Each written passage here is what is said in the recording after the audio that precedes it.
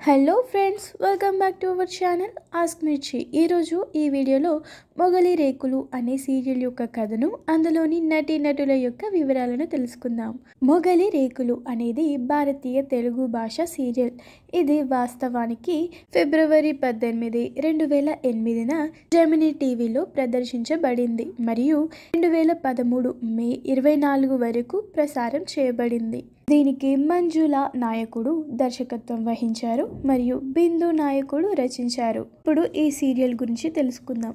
ధర్మ, సత్య మరియు దయ అనే ముగ్గురు యువకులు మరియు వారి చెల్లెలు శాంతితో కథ ప్రారంభమవుతుంది.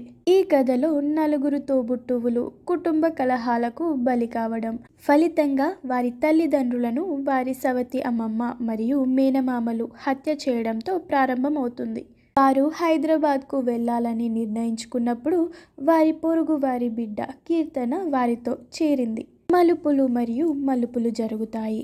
ముగ్గురు సోదరులు మరియు కీర్తన హైదరాబాద్లో ముగుస్తుంది. శాంతి తన మామ మరియు సవతి అమ్మమ్మతో నివసిస్తుంది. డీసీపీ ఆర్కే నాయుడు తరువాత డీజీపీ ముంబై ఆమె బంధువుల నుండి తప్పించుకున్న తర్వాత శాంతిని రక్షించి వివాహం చేసుకున్నారు.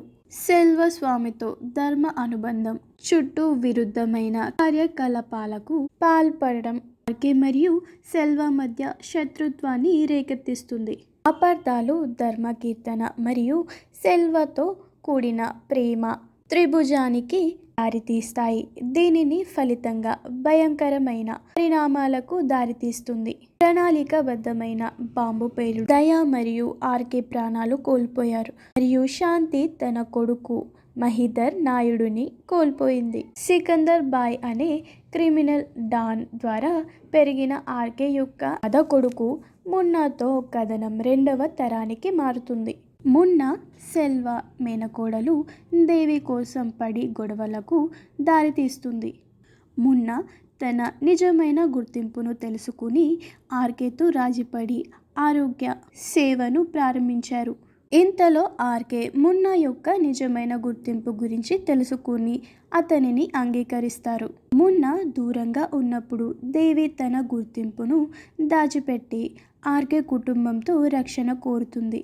ఈ కథ పల్లవి మరియు దుర్గాల ప్రేమ కథను పరిచయం చేస్తుంది. వారి తల్లిదండ్రుల పోటీ ఉన్నప్పటికీ ఆర్కే కుటుంబం చివరికి దేవిని తమ కోడలిగా అంగీకరిస్తుంది మరియు ఆమె గర్భం దాల్చుతుంది. ముగింపులో 2 కుటుంబాలు వివాహాల ద్వారా ఏకమవుతున్నాయి. సెల్వ కుమారులు ధర్మ మరియు సత్య కుమార్తెలను వివాహం చేసుకున్నారు. ధర్మం సజీవంగా ఉందని ద్యోతకం క్లిష్టమైన మరియు నాటకీయ కథాంశానికి ముగింపునిస్తుంది. ఫ్రెండ్స్, కింద ఇచ్చిన డిస్క్రిప్షన్ బాక్స్లో మా వెబ్సైట్ nettv4u.comలో మరిన్ని లేటెస్ట్ అప్డేట్స్ మీరు చూడవచ్చు. మా ఈ వీడియో నచ్చితే ఒక లైక్ చేసి షేర్ చేయండి. ఇలాంటి మరిన్ని అప్డేట్స్ కోసం మా ఛానల్ని వెంటనే సబ్స్క్రైబ్ చేసి పక్కనే ఉన్న గంట సింబల్ని నొక్కి యాక్టివేట్ చేసుకోండి. Thank you for watching.